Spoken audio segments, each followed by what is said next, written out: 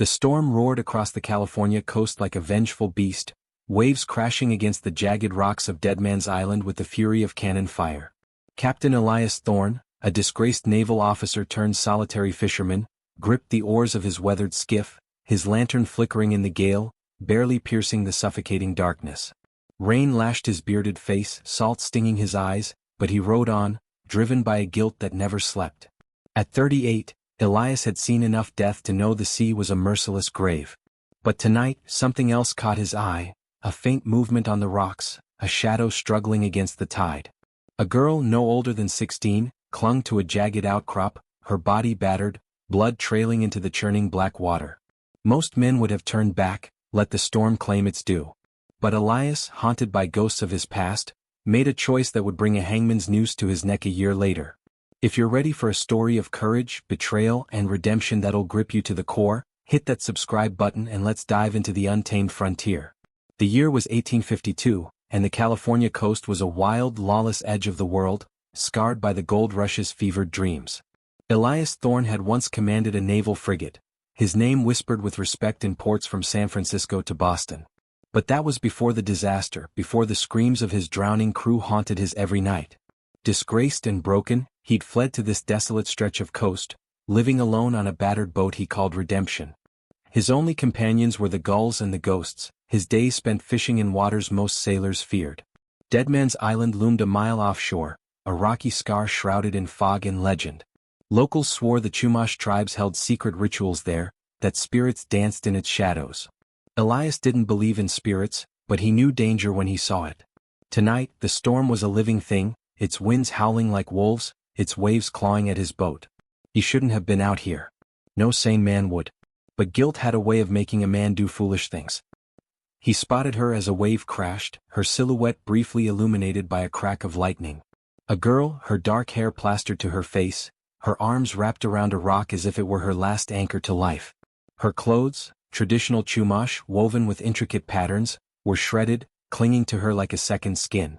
Blood streamed from a gash on her arm, mixing with the sea, and her eyes, wide with pain, locked onto his. For a moment time stopped. Elias saw his crew in those eyes, the men he'd failed, their faces pleading as the sea swallowed them. He shook the memory away, his hands tightening on the oars. The skiff rocked violently as he maneuvered closer, the rocks threatening to splinter his boat. "Hold on," he shouted, his voice nearly lost in the storm's roar. She didn't respond, her strength fading, but her grip on a bone-handled knife clutched in her hand never wavered. The blade's carved symbols glinted in his lantern's light, strange and ancient, like something from a world he didn't understand. Elias tied a rope around his waist, securing it to the skiff, and leaped into the icy surf. The current yanked at him, a living force trying to drag him under, but he fought it, his muscles burning as he reached her. Up close, she was younger than he'd thought, her face hollow with exhaustion, her lips trembling from cold. "I've got you," he said, prying her fingers from the rock. She was light, too light, her body shivering as he pulled her into his arms. The knife slipped from her grasp, but she lunged for it with desperate strength, clutching it to her chest. He hauled her into the skiff, wrapping her in his oilskin coat, and rowed hard for his hidden cove, a narrow inlet shielded by cliffs where he moored Redemption. The storm screamed behind them, but the cove offered fragile shelter, its walls muffling the wind's howl. In the dim glow of his lantern, Elias laid the girl on a bed of nets, her breathing shallow, her skin clammy. He tore strips from his shirt to bind her wound, the gash deep but clean, likely from a blade, not the rocks. Her eyes fluttered open, dark and fierce, muttering words in Chumash he couldn't understand. "You're safe," he said, though he wasn't sure he believed it. Around her neck hung a locket, its silver surface engraved with a naval insignia, a fouled anchor crossed with a sword. His blood ran cold. He'd seen that insignia before on the uniform of Captain Harrow, a man he'd served under, a man whose greed had cost lives. Why did this girl have it? Was she a thief, a spy, or something else entirely? He pushed the thought aside, focusing on her survival. He built a small fire in the cove's cave, its smoke curling up through a natural chimney, and boiled water to clean her wound. She watched him, her gaze wary but grateful, her fingers never leaving the knife. As he worked, a distant shout cut through the storm's din, men's voices, sharp and commanding from the mainland. Torches flickered along the shore, their light dancing across the waves. Elias froze, his heart pounding like a war drum. Someone was searching for her, and they weren't fishermen. The voices grew louder, carried by the wind, speaking of a fugitive and a stolen artifact. Elias glanced at the girl, her eyes wide with fear, mirroring his own. He could turn her over, save himself from whatever trouble she carried. It was the smart thing, the safe thing, the thing a man who'd lost everything would do. But those eyes, those desperate, pleading eyes, reminded him of his crew, of the moment he'd failed them. He couldn't fail her too. He dragged driftwood across the cave's entrance, concealing them from prying eyes. The shouts grew closer, boots splashing in the shallows. Elias gripped his old naval pistol, its weight heavy with memories he tried to forget. The girl, sensing danger, tried to sit up, her knife raised despite her weakness. "Stay down," he whispered, his voice low but firm. She nodded, her trust in him fragile but real. The cave was dark, the fire's glow hidden, but his mind raced. Who was she? Why were armed men hunting a wounded girl? And why did that locket bear Harrow's mark? The answers were out there in the storm, with men who'd kill to keep their secrets buried. If you were Elias, what would you do? Hide a stranger who might bring death to your door, or turn her over to save your own skin? Drop your choice in the comments, because what happens next will shock you to your core.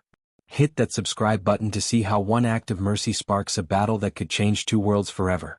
Click the video on your screen for another tale of courage and sacrifice that'll keep you glued till the last word. The cave's shadows danced like ghosts across the jagged walls, the fire's faint glow barely holding back the darkness that pressed in from Dead Man's Island.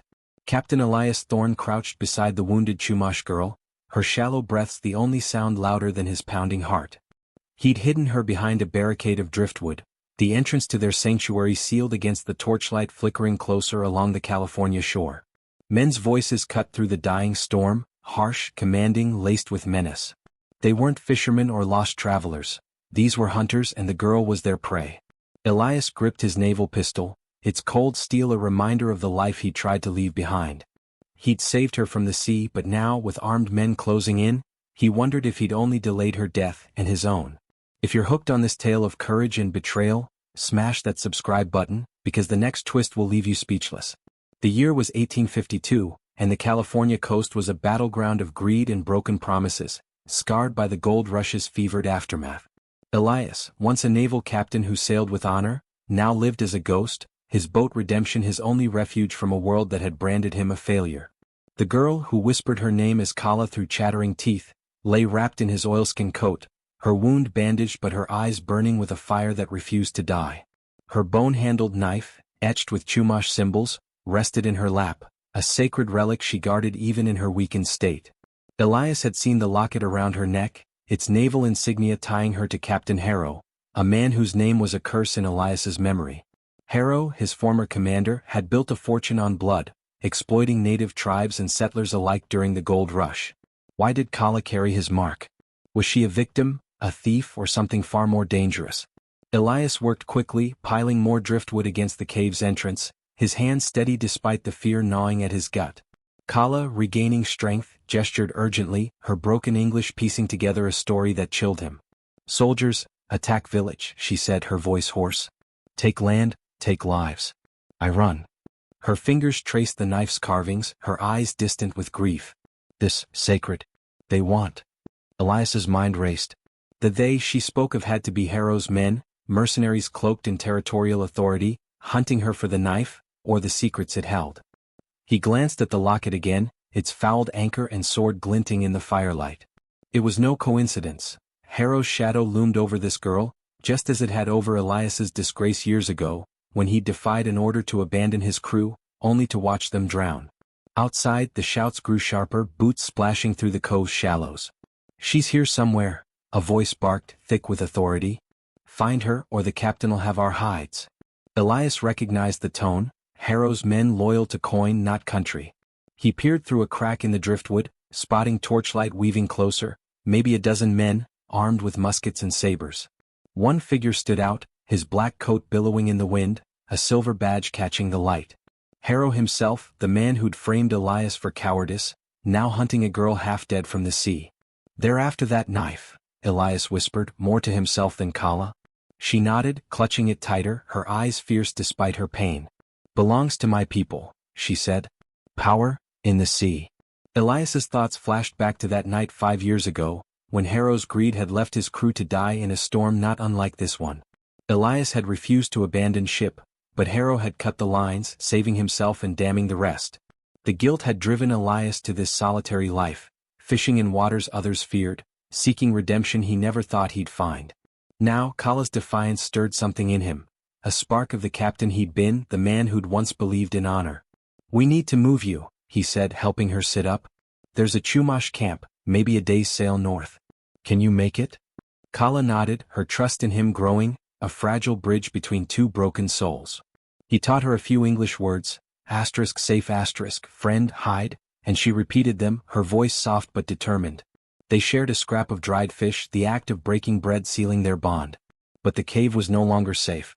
A dog's bark shattered the night, sharp and relentless, its nose catching their scent. Elias cursed under his breath, dousing the fire with sand. The torches were closer now, their light slicing through the fog only yards from the cave. "They've got a hound?" he muttered, his mind racing. The cave's tunnel stretched deeper into the island, a maze of limestone he'd explored in his lonely years. It was their only chance. He slung Kala's arm over his shoulder, her weight light but her resolve heavy, and guided her into the darkness. The tunnels smelled of salt and earth, their walls slick with moisture. Behind them, the dogs' barking grew frantic and a man shouted, "This way!" Tracks. Elias's heart thundered like the storm outside. They were running out of time.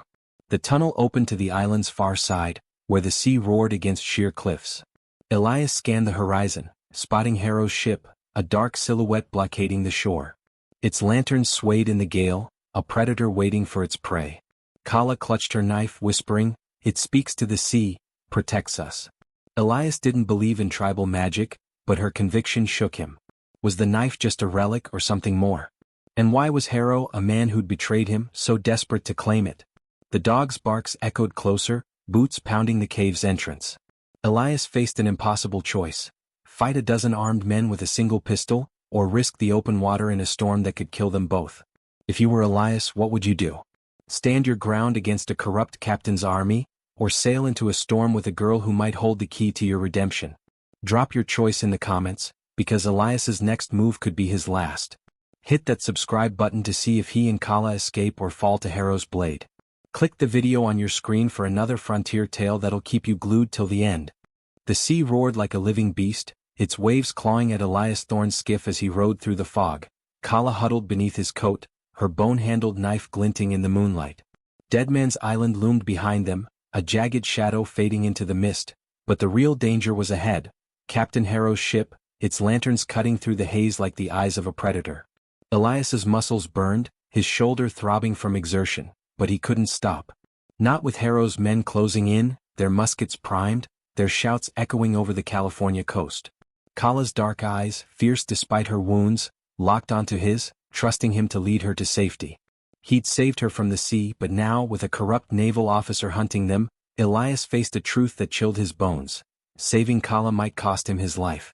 If this tale of courage and betrayal has you hooked, smash that subscribe button because the next twist will leave your heart racing.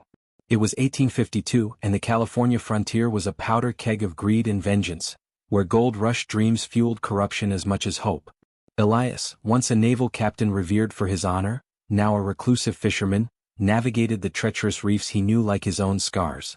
His boat, Redemption, groaned under the strain, its hull battered by the storm's dying wrath.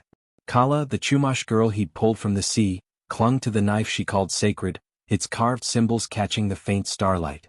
Her locket, bearing Harrow's naval insignia, hung heavy around her neck, a mystery that tied her to Elias's past, to the man who'd framed him for cowardice and left his crew to drown. The shouts from Harrow's ship grew louder, a musket shot cracking through the fog, splintering the skiff's edge. Elias cursed, rowing harder, his mind racing. They needed shelter and fast. A Chumash fishing camp lay a day's sail north, hidden among the coastal cliffs, if they could reach it. Elias steered through a narrow channel, the reefs scraping Redemption's hull, a gamble only a man who'd sailed these waters alone would dare. Kala, her arm bandaged but her spirit unbroken, pointed to the wound on his shoulder, where a musket ball had grazed him. "You bleed," she said, her English halting but clear. Before he could protest, she tore a strip from her torn dress, pulling herbs from a pouch tied to her waist. Her hands moved with a healer's precision, crushing the herbs and pressing them into the wound, the sting sharp but soothing. "Chumash way," she said, a faint smile breaking through her pain. Elias marveled at her strength, a girl half dead from the sea now saving him in return. Her resilience reminded him of his lost crew, their faces etched in his guilt, men he'd failed because he'd trusted Harrow's orders. Kala was different. She trusted him, and that trust was a weight he couldn't betray. The fog parted, revealing the faint outline of the Chumash camp. Huts nestled among cliffs, their fires glowing like beacons.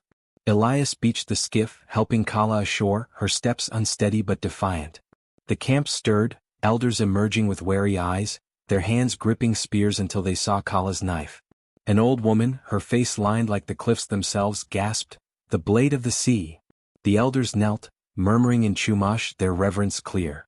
Kala spoke rapidly, gesturing to Elias, her words a mix of her language and the English he'd taught her.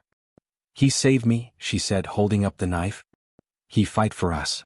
The elders' gazes softened, but their leader, a weathered man named Tala, warned, "Harrow's reach is long. He's claimed you a traitor, Elias Thorne, for aiding a savage. His men come by dawn." Elias's stomach dropped. The territorial governor, in Harrow's pocket, had branded him a fugitive.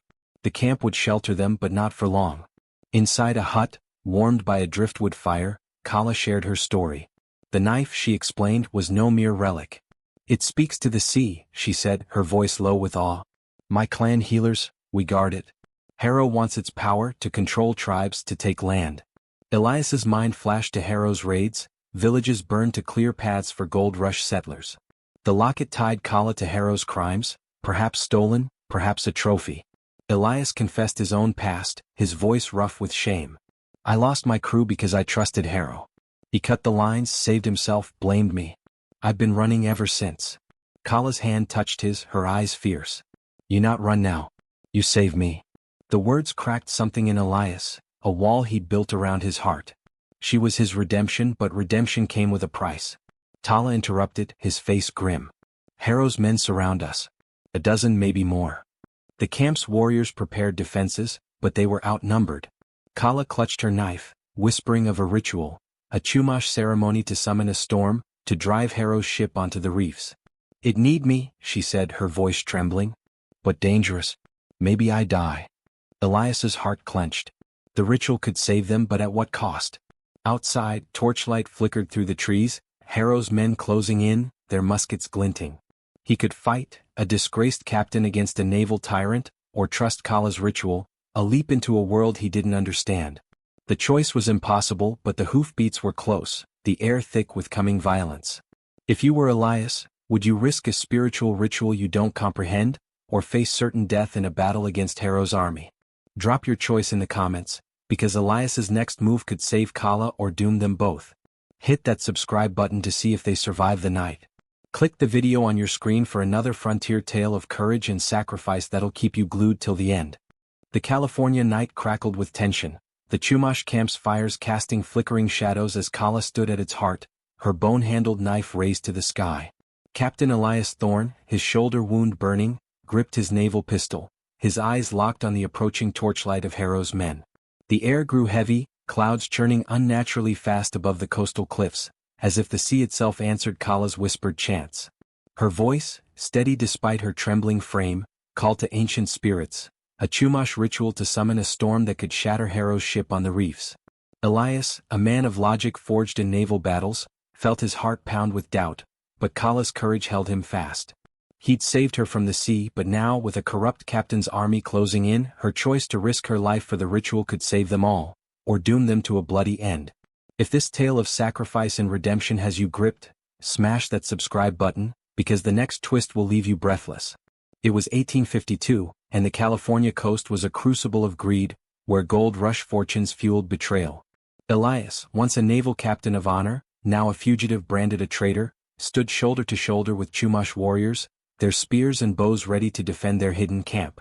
Kala, the young healer he'd pulled from Deadman's Island, chanted louder, her knife glinting as lightning split the sky. Her locket, bearing Captain Harrow's insignia, swayed with her movements, a haunting reminder of the man who'd framed Elias and hunted Kala for her sacred blade. The camp's elders watched in reverence, calling her the bearer of the sea, their hope against Harrow's tyranny. But the enemy was close. Musket fire cracked through the trees, Harrow's dozen men advancing with sabers drawn, their war cries slicing the night. Elias rallied the warriors, using the cliff's narrow paths to funnel Harrow's men into a choke point. "Hold the line," he shouted, his voice carrying the command of his old naval days. Arrows flew, striking two mercenaries, their torches falling into the dirt. Elias fired his pistol, the shot splitting the darkness, dropping another man. But Harrow's forces pressed forward, their numbers overwhelming. A musket ball grazed Elias's leg, blood soaking his trousers, and he stumbled, catching himself on a rock. Kala's chant faltered, her eyes meeting his, fear mingling with resolve. "Keep going," he urged, reloading with shaking hands. The storm grew fiercer, winds howling like wolves, waves crashing against the shore. Kala's ritual was working, but at a cost. Her face paled, her body swaying as if the sea's spirit drained her life. Harrow's ship loomed offshore, its lantern swaying wildly as the storm churned the sea into chaos. A deafening crack echoed as its hull struck the reefs, wood splintering like bones. Harrow's men faltered, their shouts turning to panic as the ship tilted, its cannons sliding into the waves. Elias seized the moment, leading a charge with the warriors, their spears driving back the mercenaries. In the chaos, Harrow emerged, his black coat drenched, his saber flashing. "Thorn," he roared, his voice venomous. "You should have drowned with your crew." Elias faced him, pistol raised, his blood boiling. Harrow sneered, "You think this savage girl's knife will save you? I framed you once and I'll bury you now." The words cut deeper than any blade. Harrow had orchestrated Elias's disgrace, blaming him for the crew's deaths to hide his own greed. Elias lunged, his pistol cracking against Harrow's jaw, but the captain countered, his saber slicing Elias's arm. Pain seared through him, but Kala's voice rose above the storm, her chant reaching a crescendo. Lightning struck the cliffs, scattering Harrow's men, and the sea roared, swallowing their ship whole. Elias pinned Harrow to the ground, his fist raised to end it. "You took everything from me," he growled, seeing his crew's faces in the rain. But Kala's hand touched his shoulder, her voice soft but firm. "No more blood. Break the circle." Her words, echoing her people's wisdom, stopped him. Elias bound Harrow with rope, handing him to the Chumash for justice, their eyes promising a reckoning rooted in honor, not vengeance. The storm faded, stars piercing the clouds like hope through despair. The elders knelt before Kala, naming her their new spiritual leader, the blade of the sea's power proven. Elias, bloodied but alive, felt a weight lift. Kala's mercy had saved more than their lives. It had shown him a path beyond guilt. But the victory was short-lived. Territorial soldiers, tipped off by Harrow's surviving men, stormed the camp at dawn, their muskets trained on Elias. "Traitor," they barked, chaining his wrists. "You'll hang for aiding a savage." Kala clutched her knife, her eyes fierce with a promise. "I find you," she whispered as they dragged Elias away, his heart heavy but certain. He'd saved her, and that was worth the noose. If you were Elias, would you have spared Harrow or ended his tyranny with a bullet? Drop your thoughts in the comments, because Kala's next move to save Elias will shock you. Hit that subscribe button to see if she can free him from the gallows. Click the video on your screen for another frontier tale of courage and sacrifice that'll keep you glued till the end. The sun rose over Sandbarrow's dusty square, its light glinting off the gallows' rough-hewn noose, where Captain Elias Thorne stood, wrists bound, the rope heavy around his neck. The California town buzzed with a restless crowd, settlers, miners and soldiers, their eyes fixed on the disgraced naval officer branded a traitor for saving a Chumash girl named Kala. A year had passed since he'd pulled her from the sea, her bone-handled knife and mysterious locket tying their fates together. Now, as the executioner tightened the knot, Elias's thoughts drifted to Kala's fierce eyes, her promise to find him. The territorial governor, Captain Harrow's puppet, smirked from the platform, his corruption unchallenged, until hoofbeats thundered in the distance and a cry split the air. Kala was coming, and she'd bring a reckoning to save Elias from the noose. If this tale of courage and redemption has you gripped, smash that subscribe button, because this final twist will leave you speechless. It was 1853, and the California frontier was a land of broken dreams, where gold rush greed fueled injustice. Elias, once a naval captain of honor, now faced death for defying Harrow, the man who'd framed him for cowardice and hunted Kala for her sacred Chumash knife. Locked in Sandbarrow's jail for weeks, Elias had clung to the memory of Kala's words, "I find you," her voice a beacon in his guilt-ridden heart. The locket she'd worn, bearing Harrow's insignia, haunted him, a symbol of the betrayal that had cost his crew their lives. As the executioner readied the trapdoor, Elias scanned the crowd, his weathered face calm but his pulse racing. The governor's voice boomed, "This traitor aided a savage defying the law." The crowd murmured, some nodding, others uneasy, sensing the lie beneath the words. Kala, now 17 and a revered Chumash leader, had spent the year uniting her people and sympathetic settlers, her reputation as the bearer of the sea spreading like wildfire. She'd learned English from Elias's teachings, her healer's wisdom sharpened by resolve. With her knife, the blade of the sea, she'd rallied allies, sneaking into Sandbarrow under cover of night. As the executioner raised his hand, a horn sounded, and Kala burst into the square, astride a horse, her dark hair streaming like a banner. Behind her rode Chumash warriors and settlers, their faces set with defiance. "Stop!" she shouted, her voice cutting through the crowd's din. She held aloft a tattered journal, Harrow's own, recovered from his captured men, its pages detailing his land theft and murders, implicating the governor. The crowd stirred, whispers turning to shouts as Kala dismounted, her knife glinting with authority. "This man," she said pointing to Elias, "saved me when soldiers burned my village. He fought for truth." She read from the journal, her voice steady, exposing Harrow's bribes to the governor, his raids on Chumash lands, and his framing of Elias to cover his crimes. A settler, moved by her words, tossed a stone at the governor's guards, sparking chaos. The crowd surged, some drawing knives, others shielding Kala. Elias, his heart pounding, watched as a settler cut his ropes, the noose falling away. "You're free, Captain," the man said, his eyes alight with respect. Kala's evidence had turned the tide, the governor's guards retreating as the crowd demanded justice.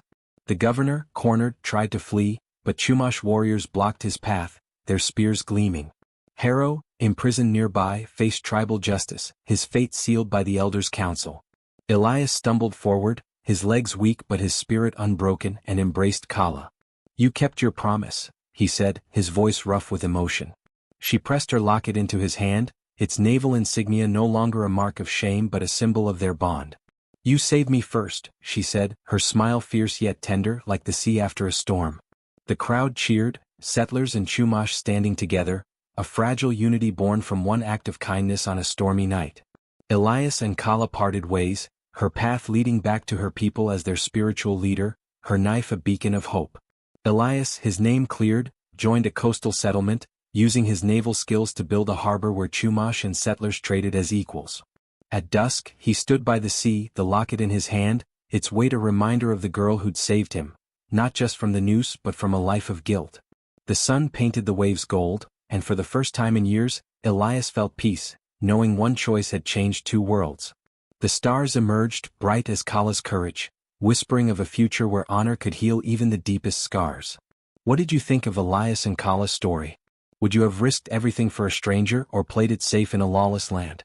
Drop your thoughts in the comments and let's keep this frontier spirit alive. Hit that subscribe button and click the video on your screen for another tale of courage and sacrifice that'll keep you glued till the last word. Your support keeps these stories coming, so don't miss out.